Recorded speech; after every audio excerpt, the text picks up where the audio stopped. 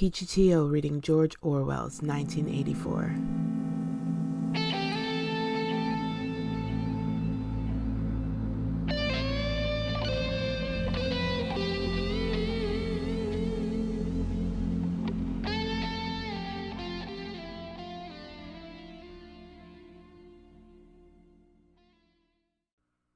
Chapter 9. Winston was gelatinous with fatigue. Gelatinous was the right word. It had come into his head spontaneously. His body seemed to have not only the weakness of a jelly, but its translucency. He felt that if he held up his hand, he would be able to see the light through it. All the blood and lymph had been drained out of him by an enormous debauch of work, leaving only a frail structure of nerves, bones, and skin. All sensations seemed to be magnified. His overalls fretted his shoulders. The pavement tickled his feet. Even the opening and closing of a hand was an effort that made his joints creak. He had worked more than 90 hours in 5 days. So had everyone else in the ministry. Now it was all over, and he had literally nothing to do. No party work of any description until tomorrow morning. He could spend 6 hours in the hiding place and another 9 in his own bed.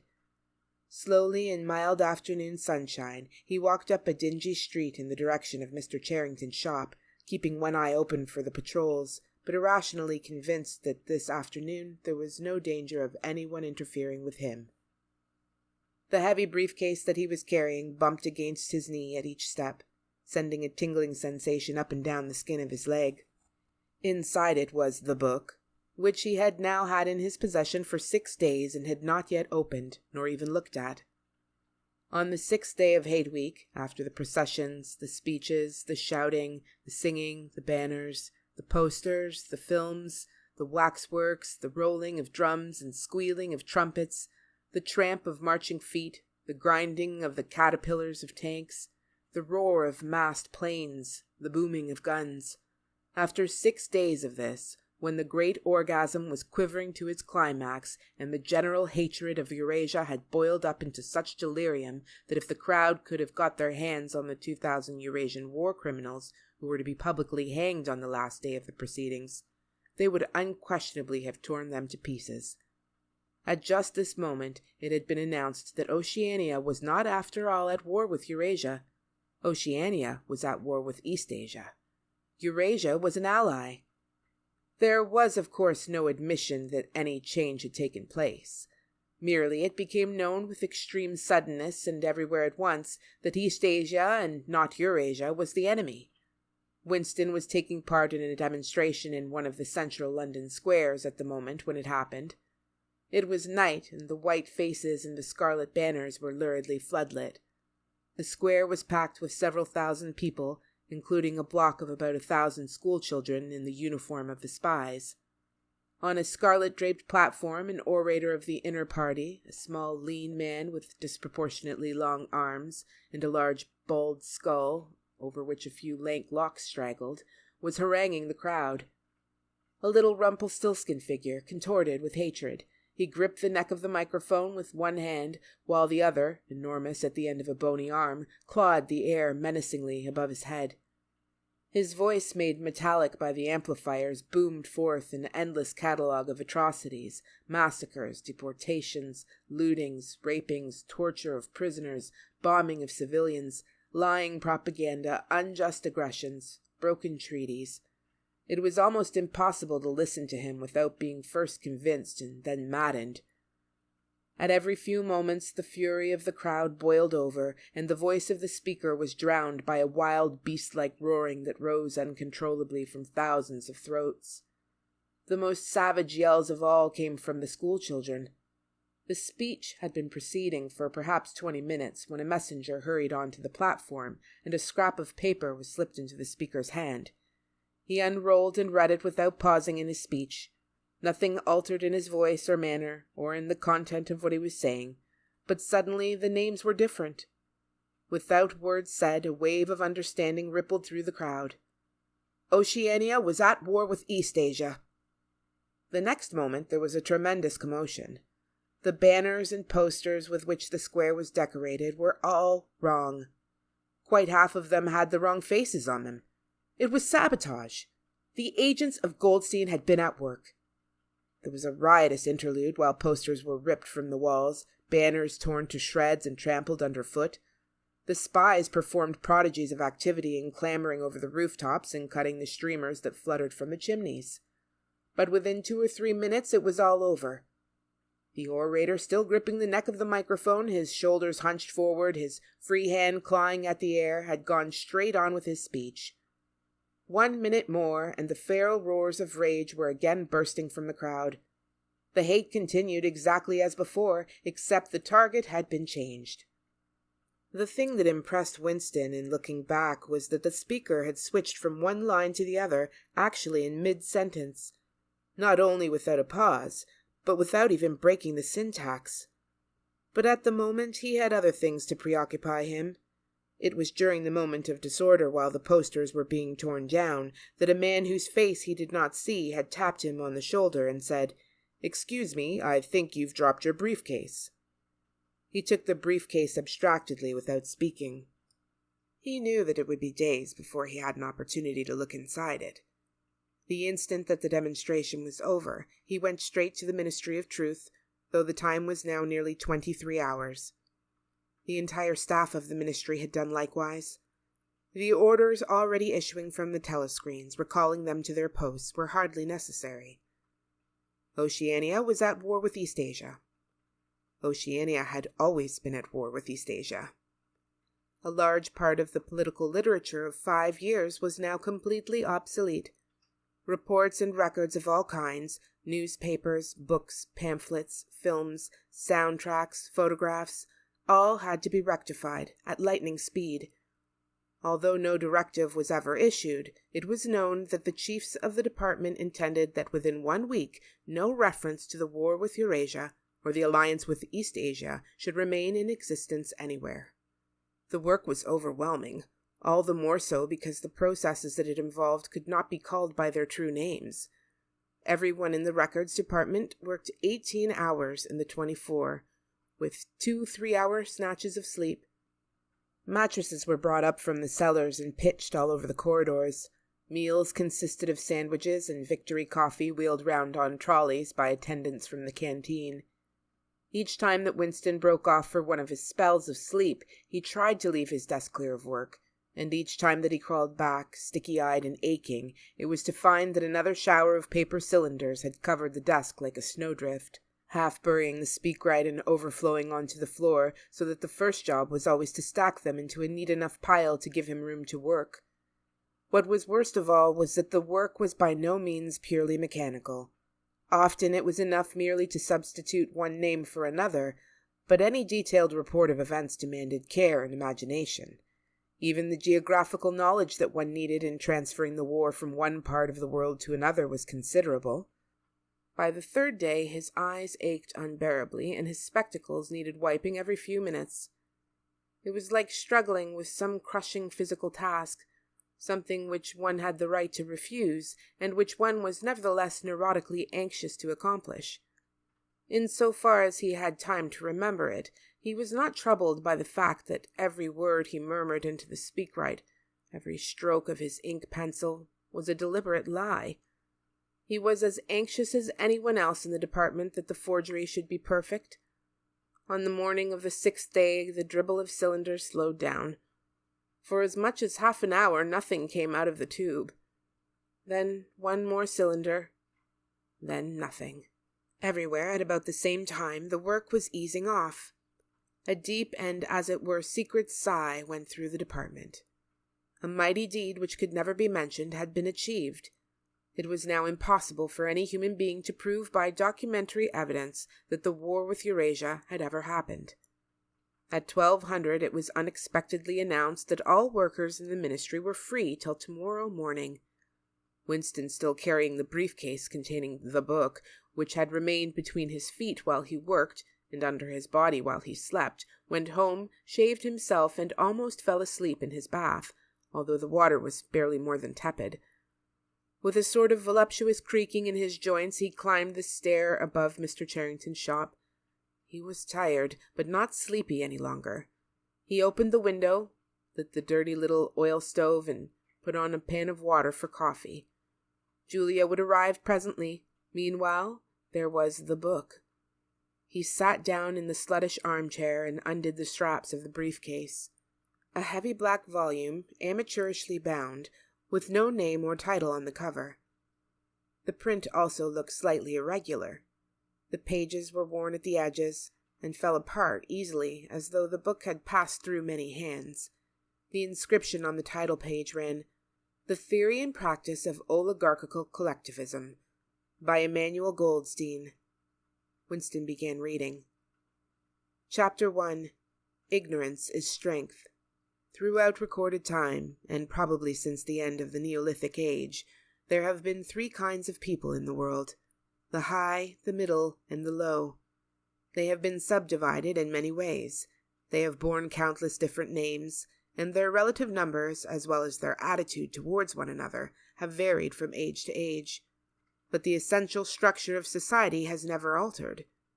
Even after enormous upheavals and seemingly irrevocable changes, the same pattern has always reasserted itself, just as a gyroscope will always return to equilibrium, however far it is pushed one way or the other. The aims of these groups are entirely irreconcilable. Winston stopped reading, chiefly in order to appreciate the fact that he was reading, in comfort and safety. He was alone. No telescreen, no ear at the keyhole, no nervous impulse to glance over his shoulder or cover the page with his hand. The sweet summer air played against his cheek. From somewhere far away there floated the faint shouts of children. In the room itself there was no sound except the insect voice of the clock. He settled deeper into the armchair and put his feet up on the fender. It was bliss. It was eternity.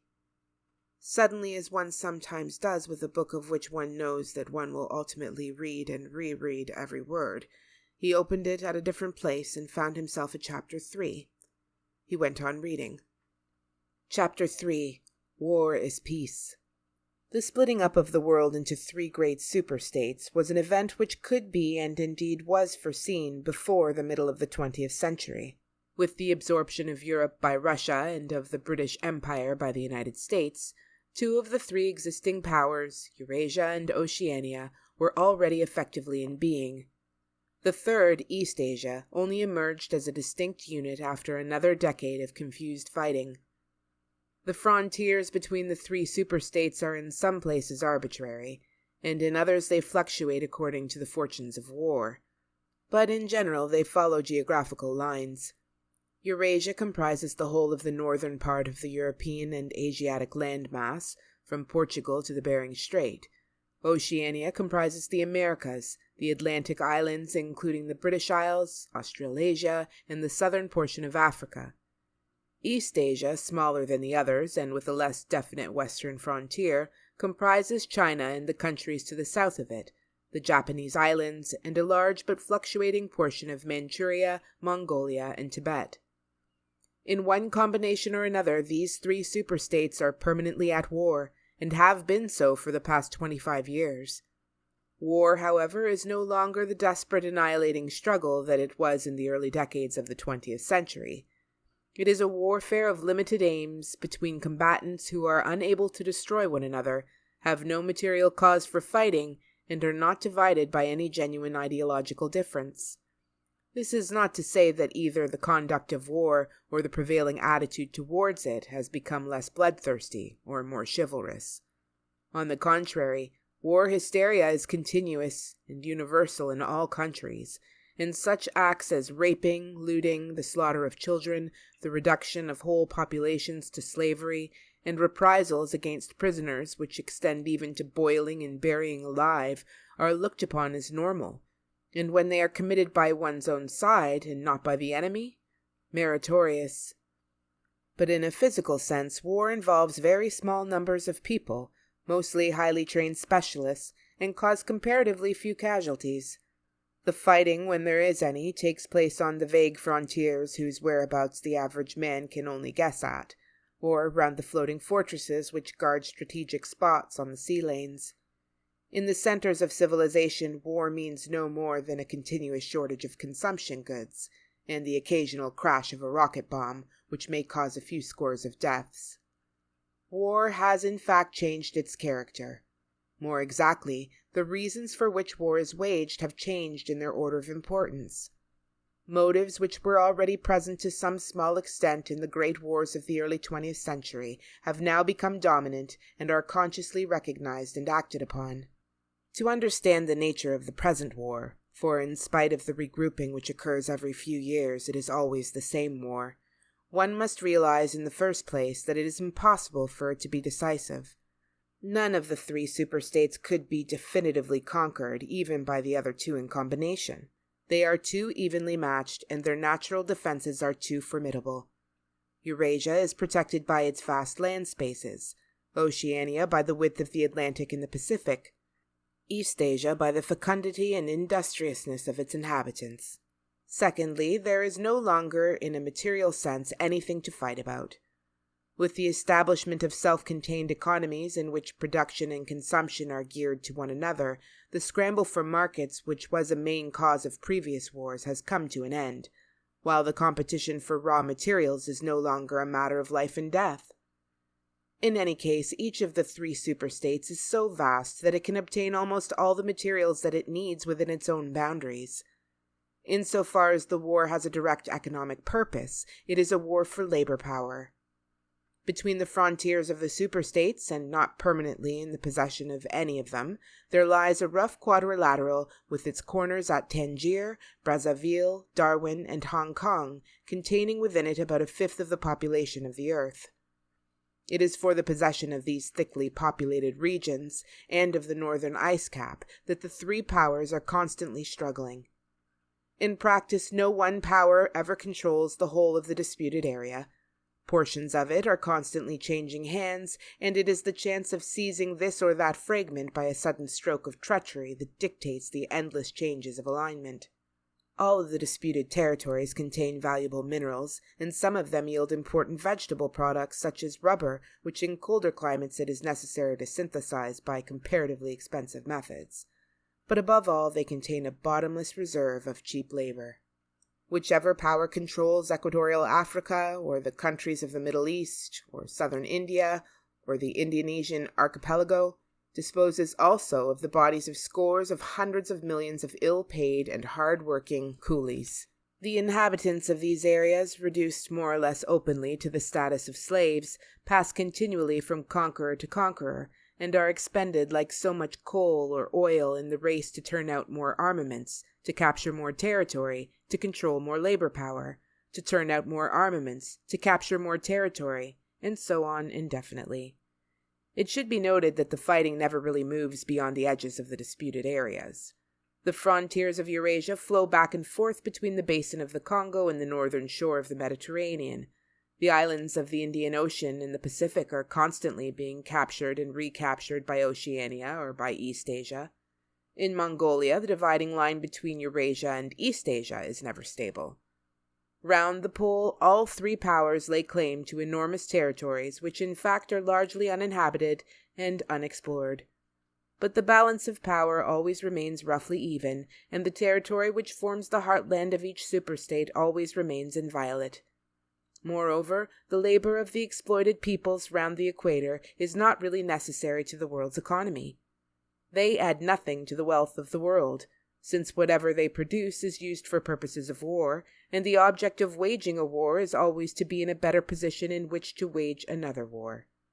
By their labor, the slave populations allow the tempo of continuous warfare to be speeded up. But if they did not exist, the structure of world society and the process by which it maintains itself would not be essentially different. The primary aim of modern warfare, in accordance with the principles of doublethink, this aim is simultaneously recognized and not recognized by the directing brains of the inner party, is to use up the products of the machine without raising the general standard of living. Ever since the end of the 19th century, the problem of what to do with the surplus of consumption goods has been latent in industrial society. At present, when few human beings even have enough to eat, this problem is obviously not urgent, and it might not have become so, even if no artificial processes of destruction had been at work.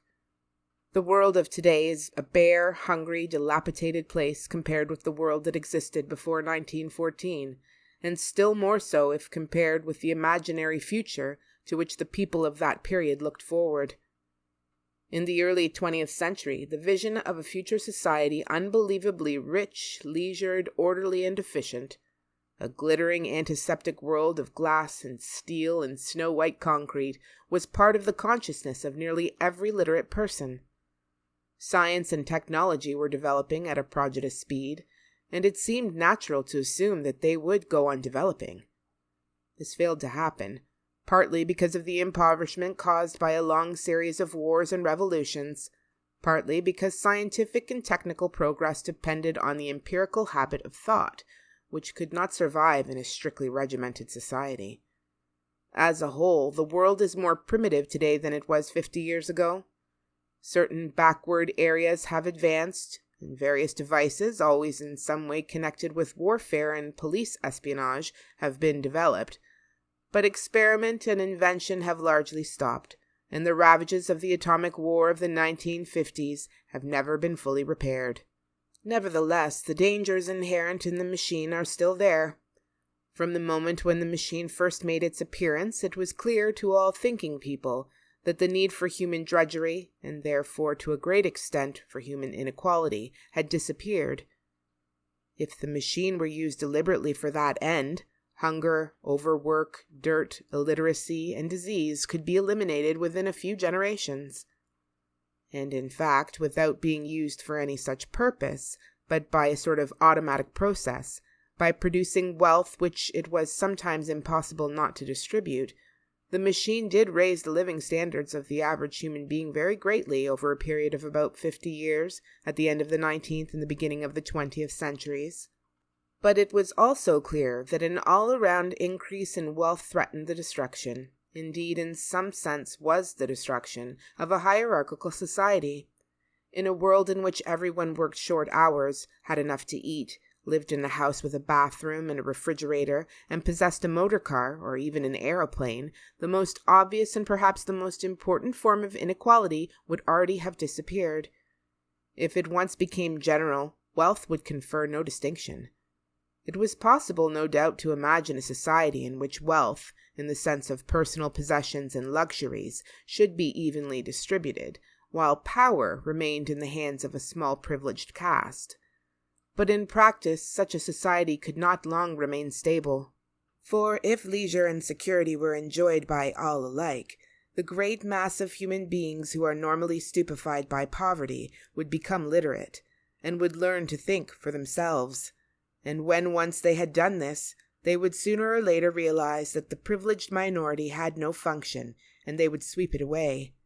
In the long run, a hierarchical society was only possible on a basis of poverty and ignorance. To return to the agricultural past, as some thinkers about the beginning of the 20th century dreamed of doing, was not a practicable solution.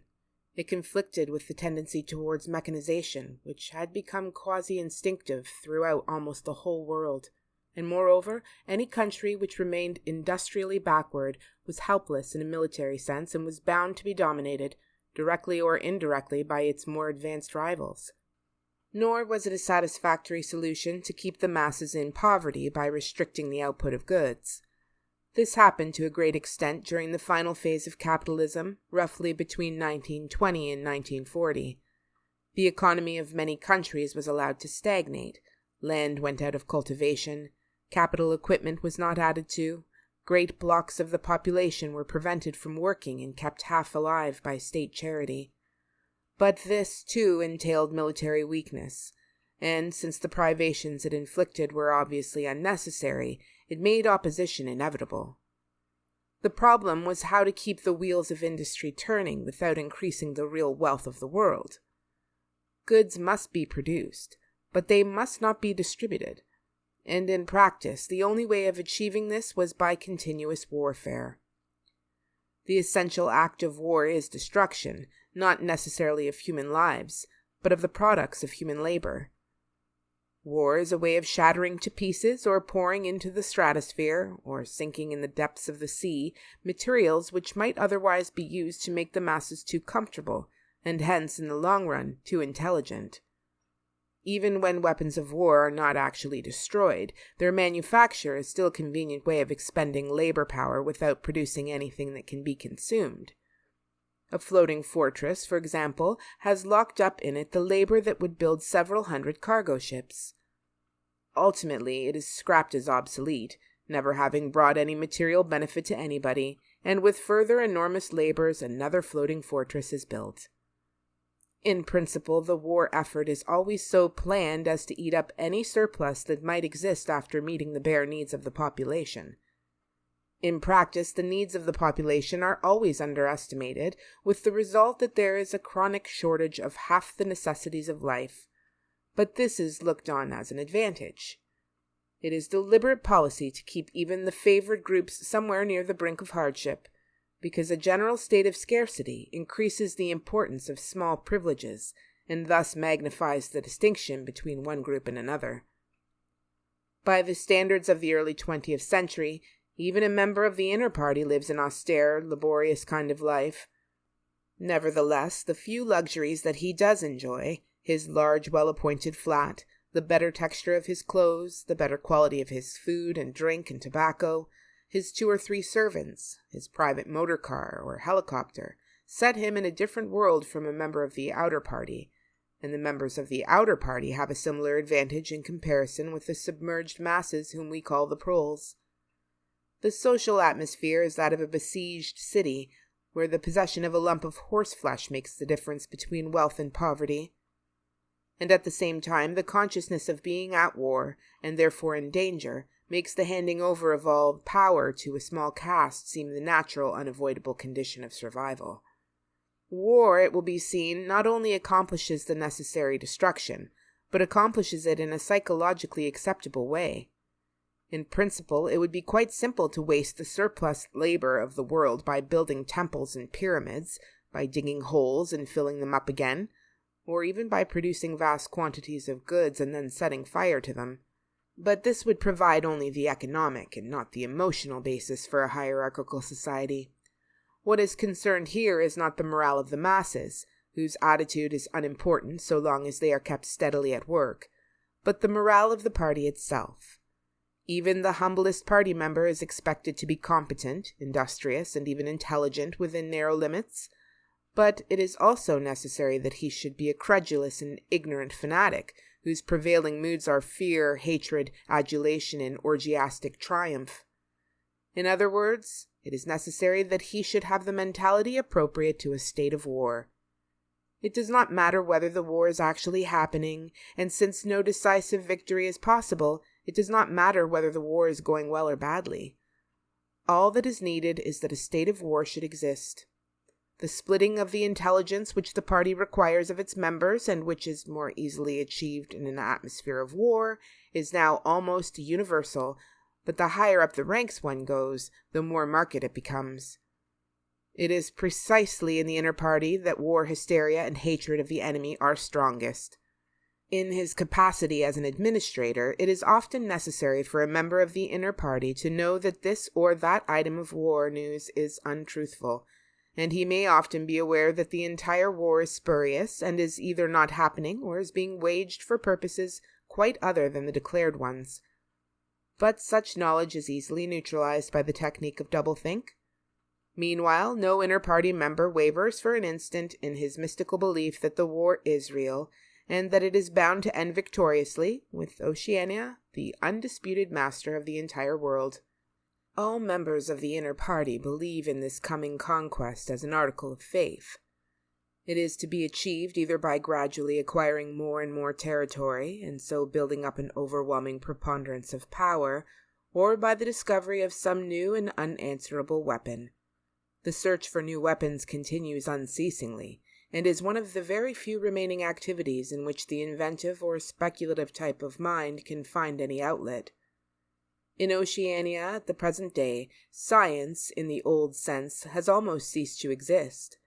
In Newspeak there is no word for science.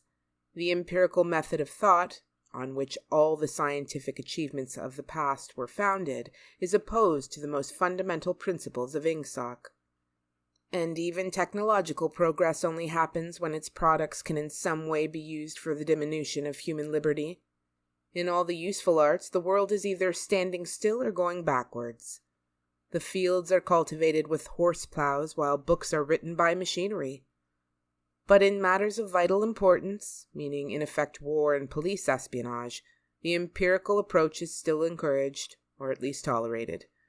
The two aims of the party are to conquer the whole surface of the earth and to extinguish once and for all the possibility of independent thought. There are therefore two great problems which the party is concerned to solve. One is how to discover, against his will, what another human being is thinking, and the other is how to kill several 100 million people in a few seconds without giving warning beforehand. Insofar as scientific research still continues, this is its subject matter. The scientist of today is either a mixture of psychologist and inquisitor, studying with extraordinary minuteness the meaning of facial expressions, gestures, and tones of voice, and testing the truth-producing effects of drugs, shock therapy, hypnosis, and physical torture. Or he is chemist, physicist, or biologist, concerned only with such branches of his special subject as are relevant to the taking of life. In the vast laboratories of the Ministry of Peace, and in the experimental stations hidden in the Brazilian forests, or in the Australian desert, or on lost islands of the Antarctic, the teams of experts are indefatigably at work. Some are concerned simply with planning the logistics of future wars. Others devise larger and larger rocket bombs, more and more powerful explosives, and more impenetrable armor plating. Others search for new and deadlier gases, or for soluble poisons capable of being produced in such quantities as to destroy the vegetation of whole continents, or for breeds of disease germs immunized against all possible antibodies. Others strive to produce a vehicle that shall bore its way under the soil like a submarine under the water, or an aeroplane as independent of its base as a sailing ship. Others explore even remoter possibilities, such as focusing the sun's rays through lenses suspended thousands of kilometers away in space, or producing artificial earthquakes and tidal waves by tapping the heat at the Earth's center. But none of these projects ever comes anywhere near realization, and none of the three superstates ever gains a significant lead on the others.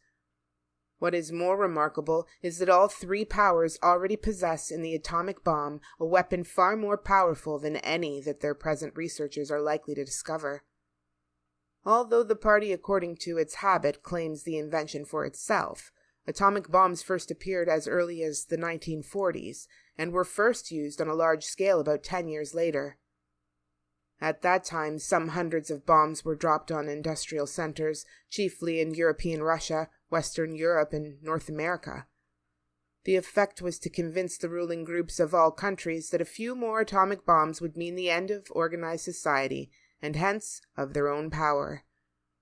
Thereafter, although no formal agreement was ever made or hinted at, no more bombs were dropped.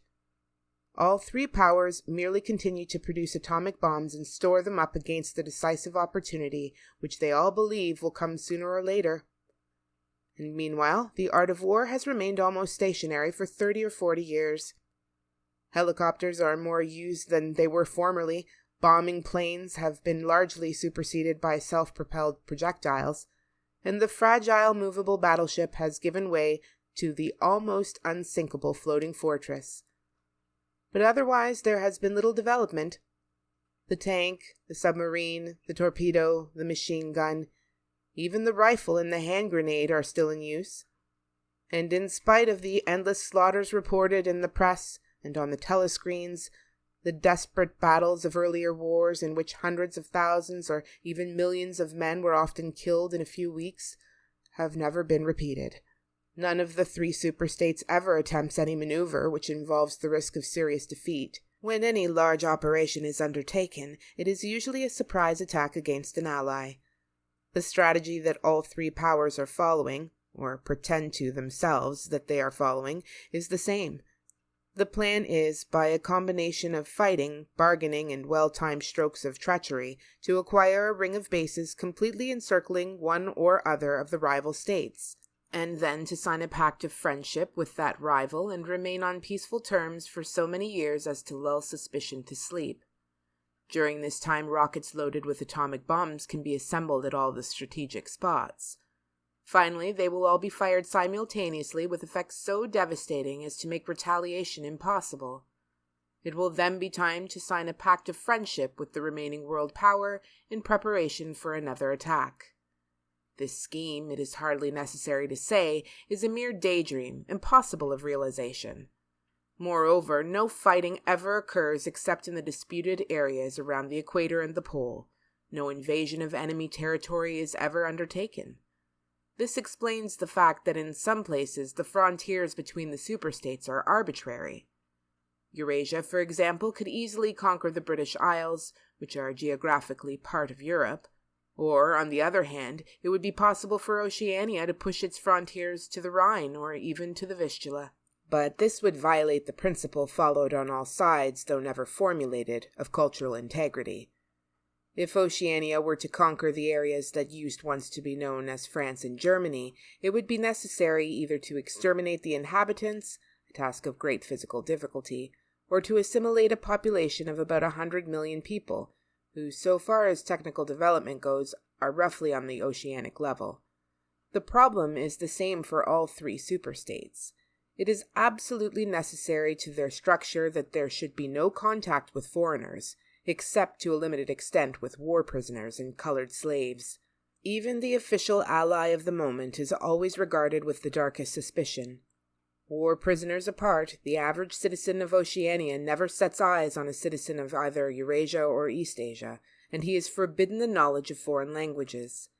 If he were allowed contact with foreigners, he would discover that they are creatures similar to himself, and that most of what he has been told about them is lies. The sealed world in which he lives would be broken, and the fear, hatred, and self-righteousness on which his morale depends might evaporate.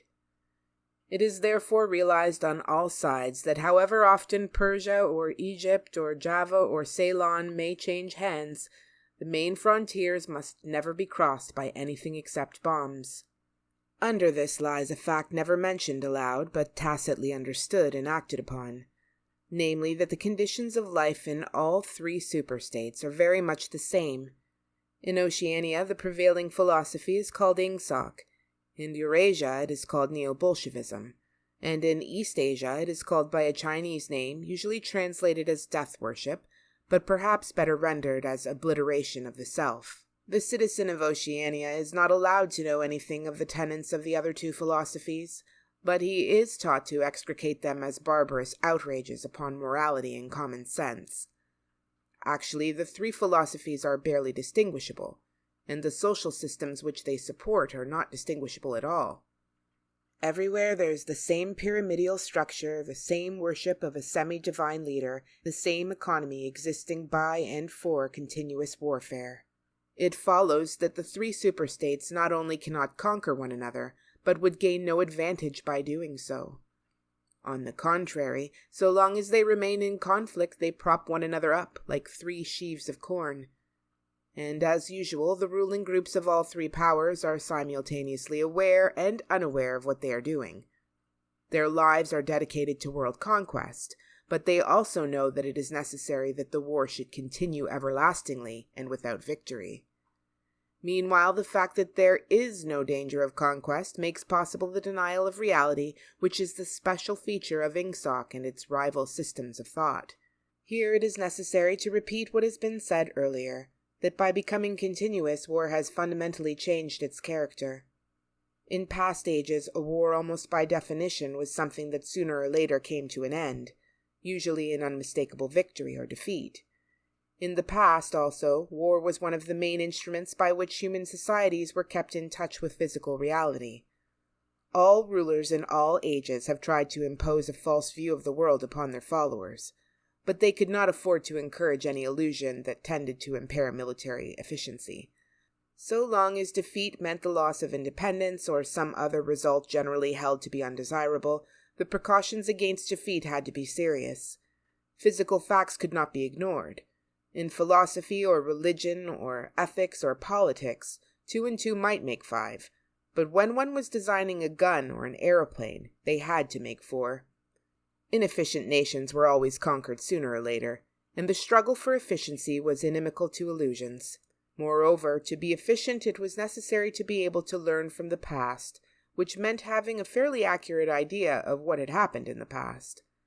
Newspapers and history books were of course always colored and biased, but falsification of the kind that is practiced today would have been impossible. War was a sure safeguard of sanity, and so far as the ruling class were concerned, it was probably the most important of all safeguards. While wars could be won or lost, no ruling class could be completely irresponsible.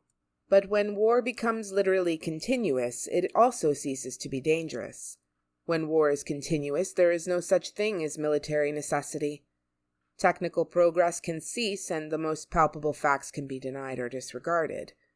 As we have seen, researches that could be called scientific are still carried out for the purposes of war, but they are essentially a kind of daydreaming, and their failure to show results is not important.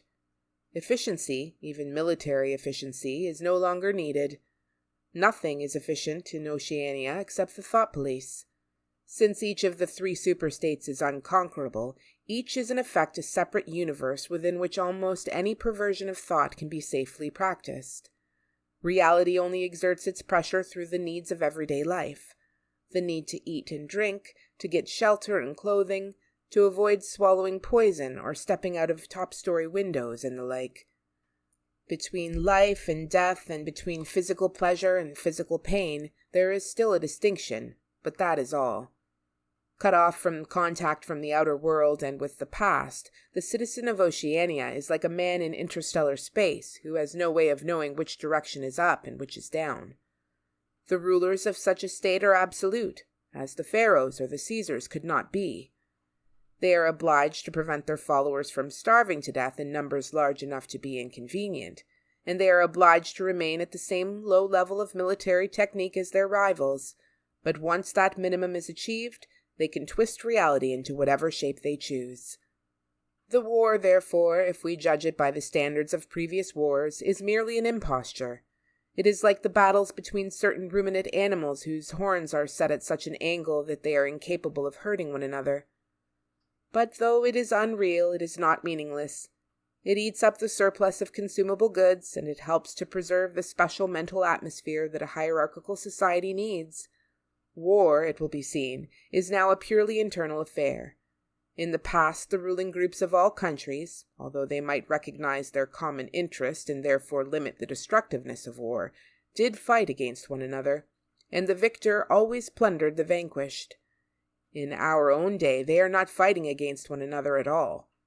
The war is waged by each ruling group against its own subjects, and the object of the war is not to make or prevent conquests of territory, but to keep the structure of society intact. The very word war, therefore, has become misleading. It would probably be accurate to say that by becoming continuous, war has ceased to exist. The peculiar pressure that it exerted on human beings between the Neolithic age and the early 20th century has disappeared and been replaced by something quite different. The effect would be much the same if the 3 superstates, instead of fighting one another, should agree to live in perpetual peace, each inviolate within its own boundaries. For in that case, each would still be a self-contained universe, freed forever from the sobering influence of external danger. A peace that was truly permanent would be the same as a permanent war. This, although the vast majority of party members understand it only in a shallower sense, is the inner meaning of the party slogan, "War is peace." Winston stopped reading for a moment. Somewhere in remote distance a rocket bomb thundered. The blissful feeling of being alone with the forbidden book in a room with no telescreen had not worn off. Solitude and safety were physical sensations mixed up somehow with the tiredness of his body, the softness of the chair, the touch of the faint breeze from the window that played upon his cheek. The book fascinated him, or more exactly, it reassured him. In a sense, it told him nothing that was new, but that was part of the attraction. It said what he would have said, if it had been possible for him to set his scattered thoughts in order. It was the product of a mind similar to his own, but enormously more powerful. more systematic, less fear-ridden. The best books, he perceived, are those that tell you what you know already. He had just turned back to chapter 1 when he heard Julia's footsteps on the stair and started out of his chair to meet her. She dumped her brown tool bag on the floor and flung herself into his arms. It was more than a week since they had seen one another. "I've got the book," he said, as they disentangled themselves. "Oh, you've got it. Good," she said, without much interest, and almost immediately knelt down beside the oil stove to make the coffee. They did not return to the subject until they had been in bed for half an hour. The evening was just cool enough to make it worthwhile to pull up the counterpane. From below came the familiar sound of singing and the scrape of boots on the flagstones. The brawny red-armed woman whom Winston had seen there on his first visit was almost a fixture in the yard. There seemed to be no hour of daylight when she was not marching to and fro between the washtub and the line, alternately gagging herself with clothes pegs and breaking forth into lusty song. Julia had settled down on her side and seemed to be already on the point of falling asleep. He reached out for the book, which was lying on the floor, and sat up against the bedhead. "We must read it," he said. "You too. All members of the Brotherhood have to read it." "You read it," she said with her eyes shut. "Read it aloud. That's the best way. Then you can explain it to me as you go." The clock's hands said 6, meaning 18. They had 3 or 4 hours ahead of them. He propped the book against his knees and began reading. Chapter 1, Ignorance is Strength. Throughout recorded time, and probably since the end of the Neolithic Age, there have been 3 kinds of people in the world: the high, the middle, and the low. They have been subdivided in many ways. They have borne countless different names, and their relative numbers, as well as their attitude towards one another, have varied from age to age. But the essential structure of society has never altered.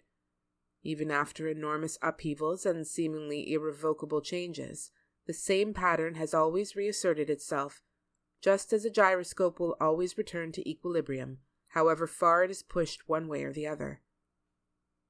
"Julia, are you awake?" said Winston. "Yes, my love, I'm listening. Go on, it's marvelous." He continued reading. The aims of these 3 groups are entirely reconcilable. The aim of the high is to remain where they are. The aim of the middle is to change places with the high. The aim of the low, when they have an aim, for it is an abiding characteristic of the low that they are too much crushed by drudgery to be more than intermittently conscious of anything outside their daily lives, is to abolish all distinctions and create a society in which all men shall be equal. Thus, throughout history, a struggle which is the same in its main outlines recurs over and over again. For long periods, the high seem to be securely in power, but sooner or later there always comes a moment when they lose either their belief in themselves or their capacity to govern efficiently, or both. They are then overthrown by the middle, who enlist the low on their side by pretending to them that they are fighting for liberty and justice. As soon as they have reached their objective, the middle thrust the low back into their old position of servitude, and themselves become the high. Presently a new middle group splits off from one of the other groups, or from both of them, and the struggle begins over again. Of the 3 groups, only the low are never even temporarily successful in achieving their aims. It would be an exaggeration to say that throughout history there has been no progress of a material kind. Even today, in a period of decline, the average human being is physically better off than he was a few centuries ago. But no advance in wealth, no softening of manners, no reform or revolution has ever brought human equality a millimeter nearer. From the point of view of the low, no historic change has ever meant much more than a change in the name of their masters. By the late 19th century, the recurrence of this pattern had become obvious to many observers. There then rose schools of thinkers who interpreted history as a cyclical process and claimed to show that inequality was the unalterable law of human life. This doctrine, of course, had always had its adherents, but in the manner in which it was now put forward, there was a significant change. In the past, the need for hierarchical form of society had been the doctrine specifically of the high. It had been preached by kings and aristocrats and by the priests, lawyers and the like who were parasitical upon them, and it had generally been softened by promises of compensation in an imaginary world beyond the grave. The middle, so long as it was struggling for power, had always made use of such terms as freedom, justice, and fraternity. Now, however, the concept of human brotherhood began to be assailed by people who were not yet in positions of command, but merely hoped to be so before long. In the past, the middle had made revolutions under the banner of equality, and then had established a fresh tyranny as soon as the old one was overthrown. The new middle groups, in effect, proclaimed their tyranny beforehand. Socialism, a theory which appeared in the early 19th century and was the last link in a chain of thought stretching back to the slave rebellions of antiquity, was still deeply infected by the utopianism of past ages. But in each variant of socialism that appeared from about 1900 onwards, the aim of establishing liberty and equality was more and more openly abandoned. The new movements which appeared in the middle years of the century, Ingsoc in Oceania, Neo-Bolshevism in Eurasia, death worship, as it is commonly called in East Asia, had the conscious aim of perpetuating unfreedom and inequality. These new movements, of course, grew out of the old ones and tended to keep their names and pay lip service to their ideology. But the purpose of all of them was to arrest progress and freeze history at a chosen moment. The familiar pendulum swing was to happen once more and then stop.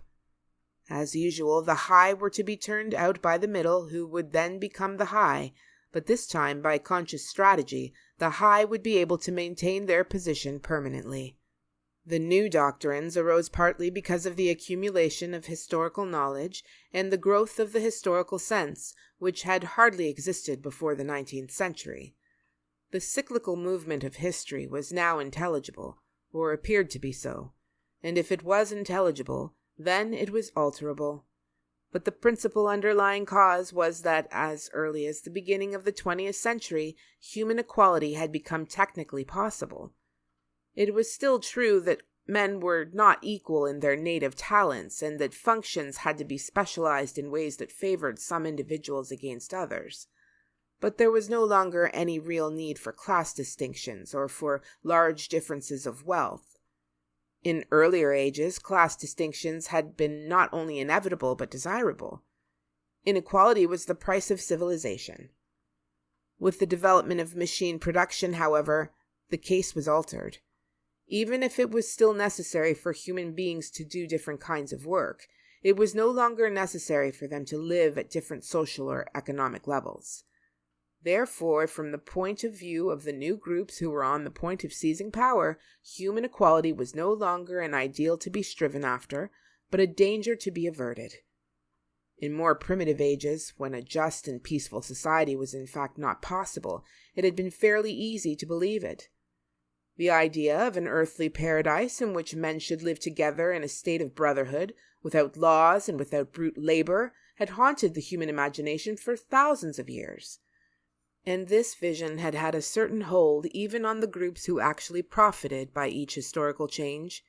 The heirs of the French, English, and American revolutions had partly believed in their own phrases about the rights of man, freedom of speech, equality before the law, and the like, and have even allowed their conduct to be influenced by them to some extent. But by the fourth decade of the 20th century, all the main currents of political thought were authoritarian. The earthly paradise had been discredited at exactly the moment when it became realizable. Every new political theory, by whatever name it called itself, led back to hierarchy and regimentation. And in the general hardening of outlook that set in around 1930, practices which had been long abandoned in some case for hundreds of years, imprisonment without trial, the use of war prisoners as slaves, public executions, torture to extract confessions, the use of hostages and the deportation of whole populations, not only became common again, but were tolerated and even defended by people who considered themselves enlightened and progressive.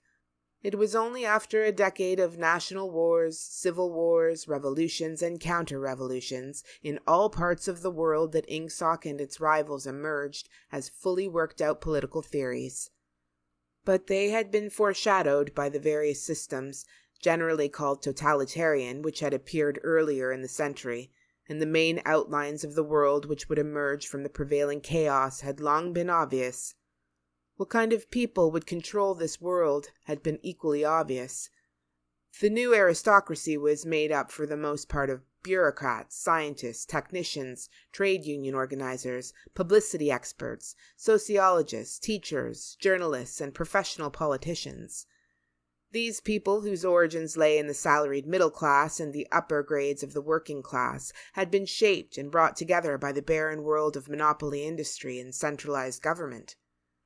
As compared with their opposite numbers in past ages, they were less avaricious, less tempted by luxury, hungrier for pure power, and above all, more conscious of what they were doing and more intent on crushing opposition.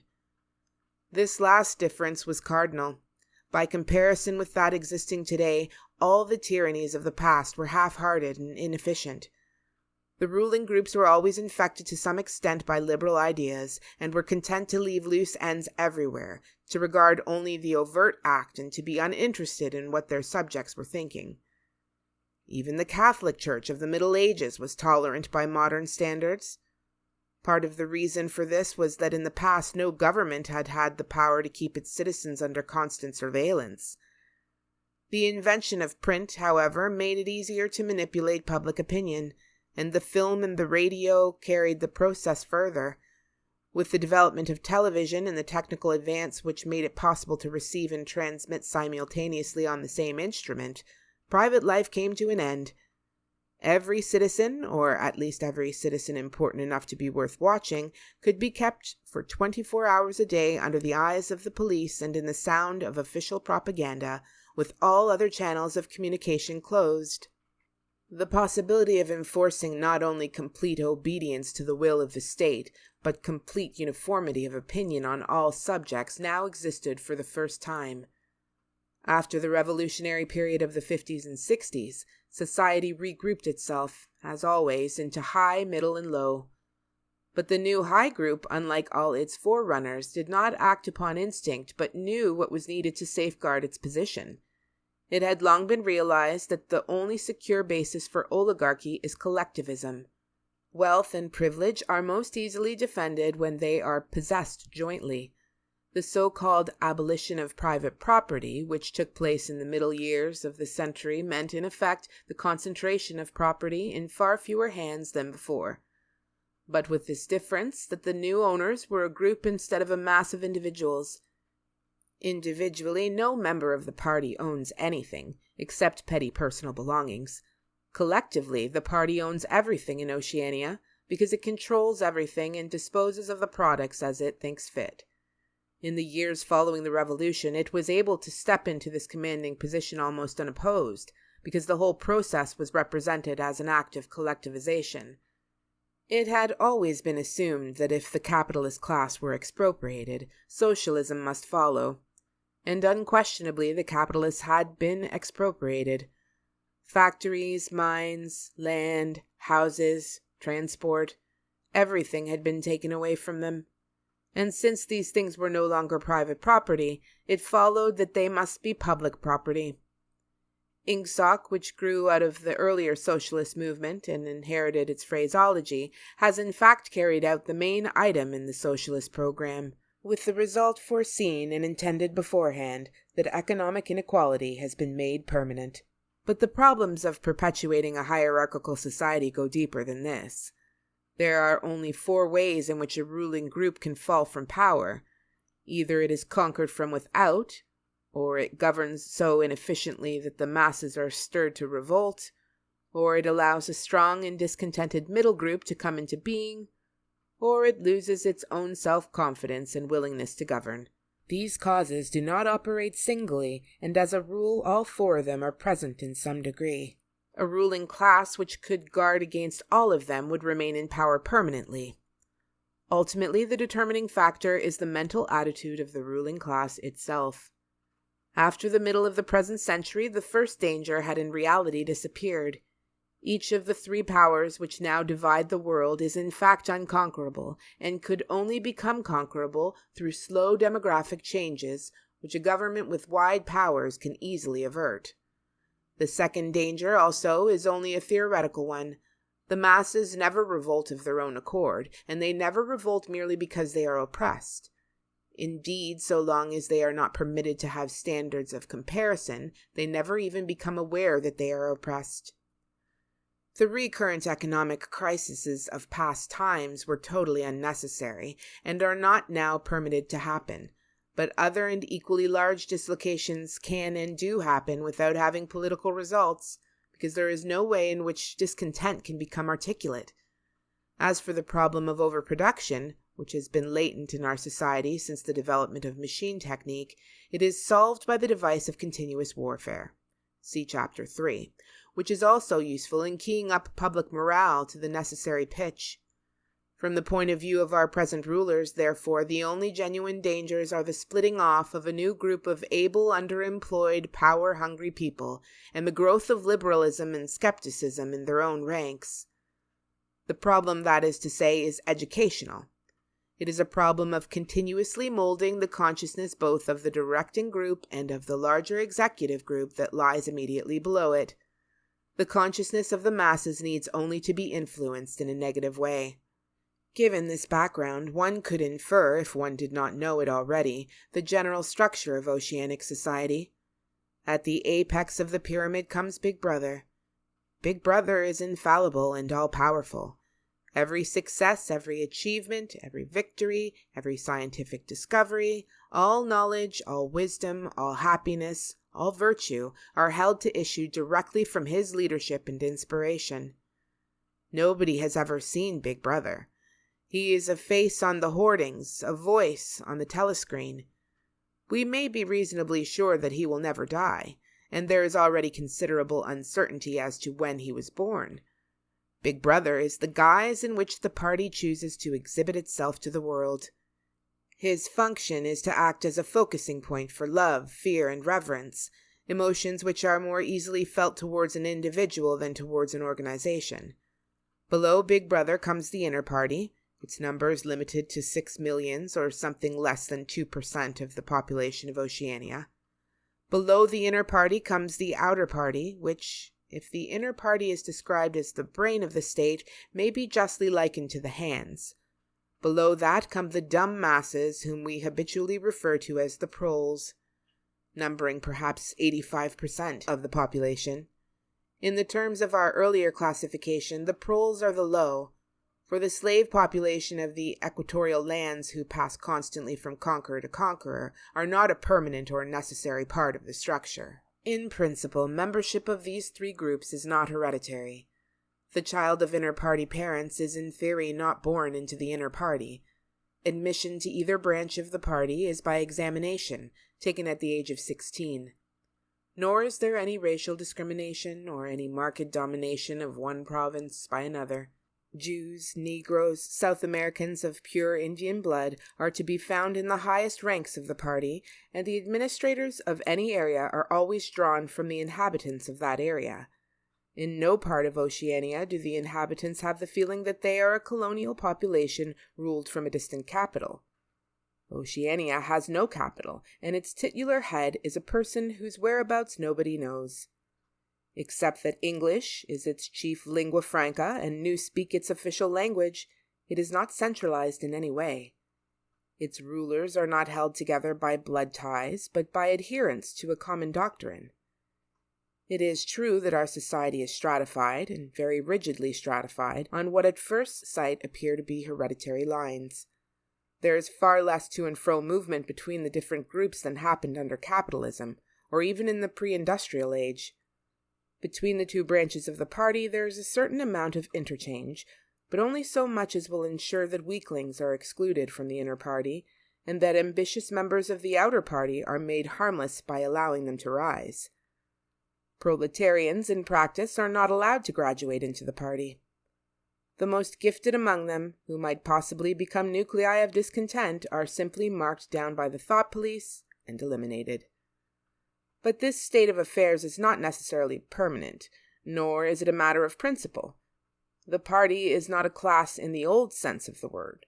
It does not aim at transmitting power to its own children as such, and if there were no other way of keeping the ablest people at the top, it would be perfectly prepared to recruit an entire new generation from the ranks of the proletariat.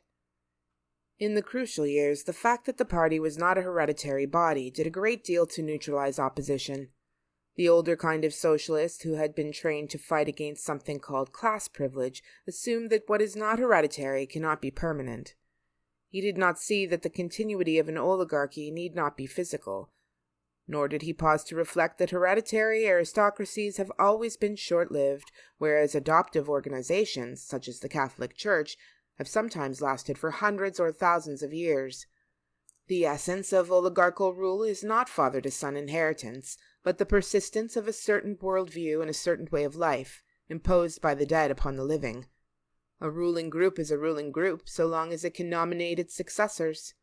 The party is not concerned with perpetuating its blood, but with perpetuating itself. Who wields power is not important, provided that the hierarchical structure remains always the same. All the beliefs, habits, tastes, emotions, mental attitudes that characterize our time are really designed to sustain the mystique of the party and prevent the true nature of present-day society from being perceived. Physical rebellion, or any preliminary move towards rebellion, is at present not possible. From the proletarians nothing is to be feared. Left to themselves, they will continue from generation to generation and from century to century, working, breeding, and dying, not only without any impulse to rebel, but without the power of grasping that the world could be other than it is. They could only become dangerous if the advance of industrial technique made it necessary to educate them more highly. But since military and commercial rivalry are no longer important, the level of popular education is actually declining. What opinions the masses hold or do not hold is looked on as a matter of indifference. They can be granted intellectual liberty because they have no intellect. In a party member, on the other hand, not even the smallest deviation of opinion on the most unimportant subject can be tolerated. A party member lives from birth to death under the eye of the thought police. Even when he is alone, he can never be sure that he is alone. Wherever he may be, asleep or awake, working or resting, in his bath or in bed, he can be inspected without warning and without knowing that he is being inspected. Nothing that he does is indifferent. His friendships, his relaxations, his behavior towards his wife and children, the expression of his face when he is alone, the words he mutters in sleep, even the characteristic movements of his body, are all jealously scrutinized.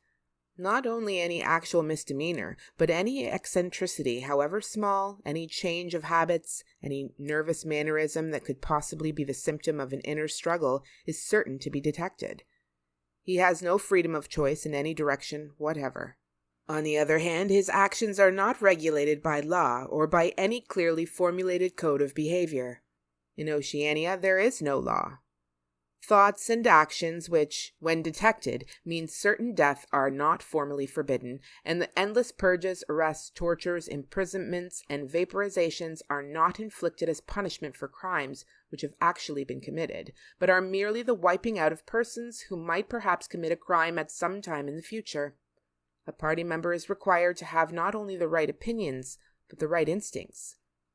Many of the beliefs and attitudes demanded of him are never plainly stated, and could not be stated without laying bare the contradictions inherent in Ingsoc. If he is a person naturally orthodox, in Newspeak a good thinker, he will in all circumstances know, without taking thought, what is the true belief or the desirable emotion. But in any case, an elaborate mental training undergone in childhood and grouping itself round the Newspeak words crime, stop, black, white, and doublethink makes him unwilling and unable to think too deeply on any subject whatever. A party member is expected to have no private emotions and no respites from enthusiasm. He is supposed to live in a continuous frenzy of hatred of foreign enemies and internal traitors, triumph over victories, and self-abasement before the power and wisdom of the party. The discontents produced by his bare, unsatisfying life are deliberately turned outwards and dissipated by such devices as the 2 minutes hate, and the speculations which might possibly induce a skeptical or rebellious attitude are killed in advance by his early acquired inner discipline. The first and simplest stage in the discipline, which can be taught even to young children, is called in Newspeak crime stop. Crime stop means the faculty of stopping short, as though by instinct at the threshold of any dangerous thought. It includes the power of not grasping analogies, of failing to perceive logical errors, of misunderstanding the simplest arguments if they are inimical to ingsoc, and of being bored or repelled by any train of thought which is capable of leading in a heretical direction. Crime stop, in short, means protective stupidity. But stupidity is not enough. On the contrary, orthodoxy in the full sense demands a control over one's own mental processes as complete as that of a contortionist over his body.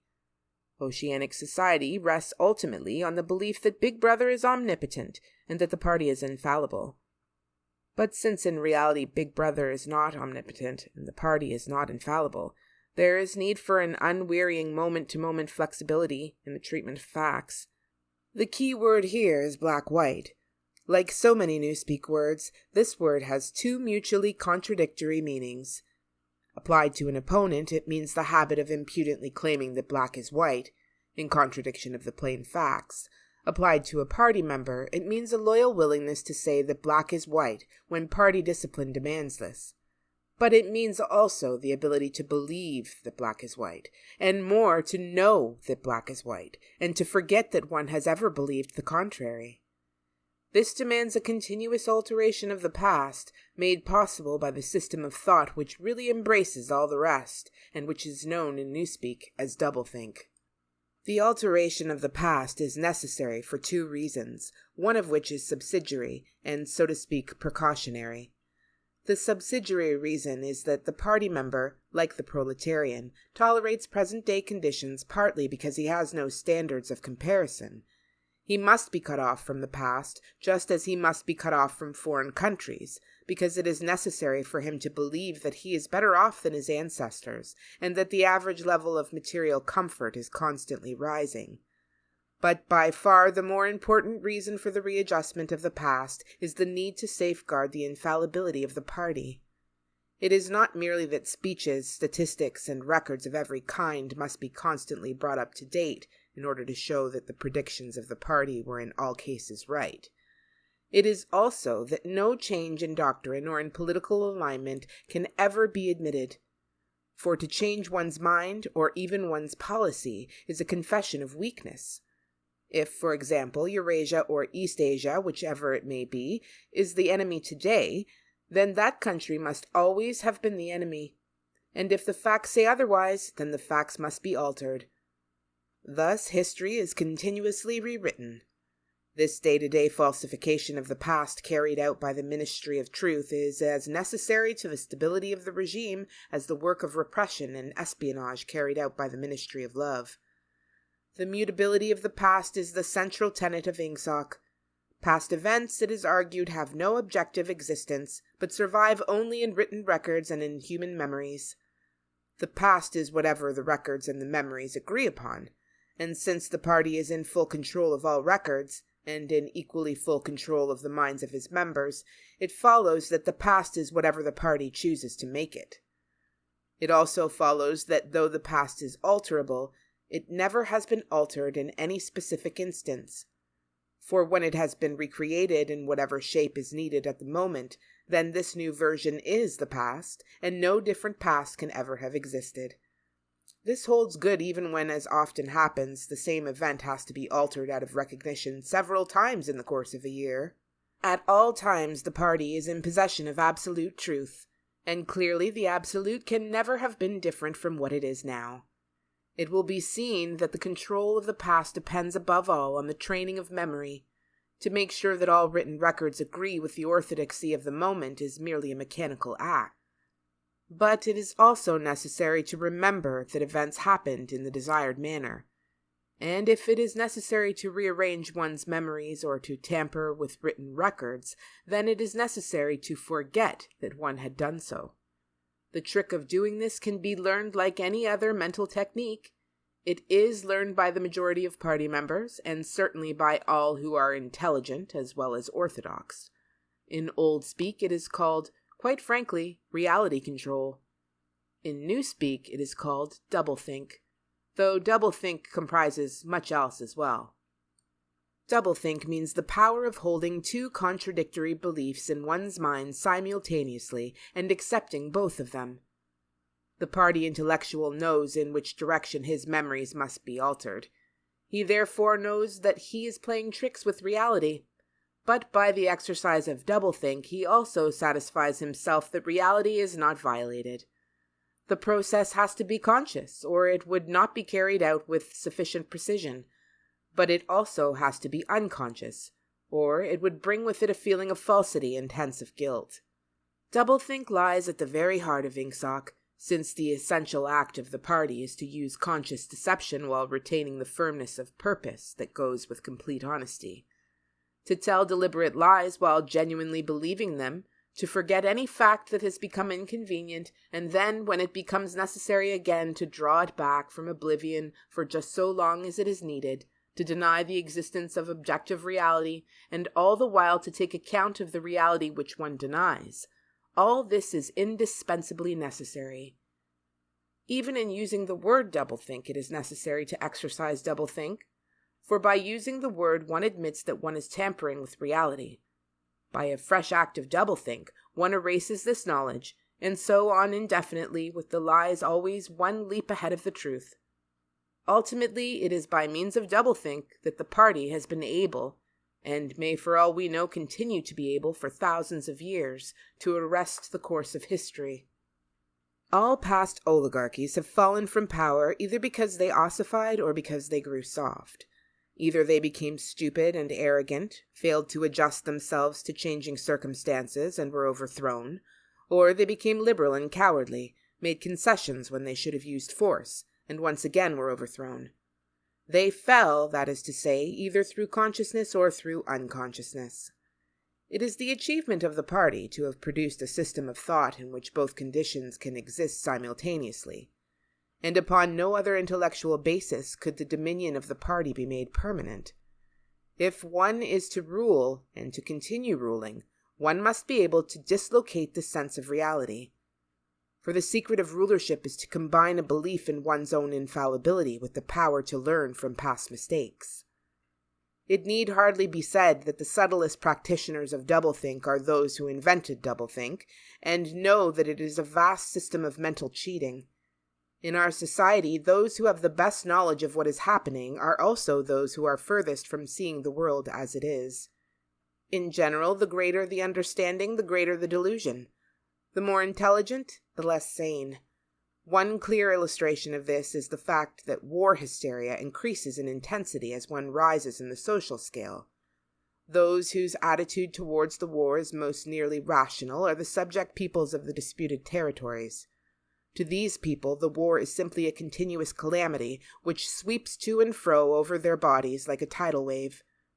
Which side is winning is a matter of complete indifference to them. They are aware that a change of overlordship means simply that they will be doing the same work as before for new masters, who treat them in the same manner as the old ones.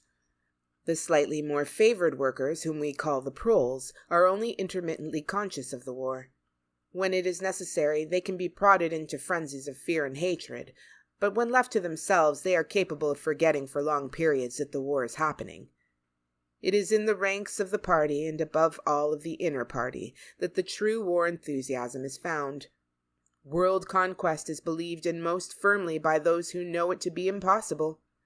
This peculiar linking together of opposites, knowledge with ignorance, cynicism with fanaticism, is one of the chief distinguishing marks of oceanic society. The official ideology abounds with contradictions, even when there is no practical reason for them. Thus, the party rejects and vilifies every principle for which the socialist movement originally stood, and it chooses to do this in the name of socialism. It preaches a contempt for the working class unexampled for centuries past, and it dresses its members in a uniform which was at one time peculiar to manual workers, and was adopted for that reason. It systematically undermines the solidarity of the family, and it calls its leader by a name which is a direct appeal to the sentiment of family loyalty. Even the names of the 4 ministries by which we are governed exhibit a sort of impudence in their deliberate reversal of the facts. The Ministry of Peace concerns itself with war, the Ministry of Truth with lies, the Ministry of Love with torture, and the Ministry of Plenty with starvation. These contradictions are not accidental, nor do they result from ordinary hypocrisy. They are deliberate exercises in doublethink. For it is only by reconciling contradictions that power can be retained indefinitely. In no other way could the ancient cycle be broken. If human equality is to be forever averted, if the high, as we have called them, are to keep their places permanently, then the prevailing mental condition must be controlled insanity. But there is one question which until this moment we have almost ignored. It is, why should human equality be averted? Supposing that the mechanics of the process have been rightly described, what is the motive for this huge, accurately planned effort to freeze history at a particular moment of time? Here we reach the central secret. As we have seen, the mystique of the party, and above all of the inner party, depends upon doublethink. But deeper than this lies the original motive, the never-questioned instinct that first led to the seizure of power and brought doublethink, the thought police, continuous warfare, and all the other necessary paraphernalia into existence afterwards. This motive really consists... Winston became aware of silence as one becomes aware of a new sound. It seemed to him that Julia had been very still for some time past. She was lying on her side, naked from the waist upwards, with her cheek pillowed on her hand, and one dark lock tumbling across her eyes. Her breast rose and fell slowly and regularly. "Julia?" No answer. "Julia, are you awake?" No answer. She was asleep. He shut the book, put it carefully on the floor, lay down and pulled the coverlet over both of them. He had still, he reflected, not learned the ultimate secret. He understood how. He did not understand why. Chapter 1, like Chapter 3, had not actually told him anything that he did not know. It had merely systematized the knowledge that he possessed already. But after reading it, he knew better than before that he was not mad. Being in a minority, even a minority of one, did not make you mad. There was truth and there was untruth. And if you clung to the truth, even against the whole world, you were not mad. A yellow beam from the sinking sun slanted in through the window and fell across the pillow. He shut his eyes. The sun on his face and the girl's smooth body touching his own gave him a strong, sleepy, confident feeling. He was safe. Everything was all right. He fell asleep, murmuring, "Sanity is not statistical," with the feeling that this remark contained in it a profound wisdom. If you've enjoyed this reading, please let me know by clicking the like button, subscribing, and hitting the notification bell so that you know when another story is available. Please visit peachybooks.ca to read my reviews and have some lively discussions about great books. Thanks for listening.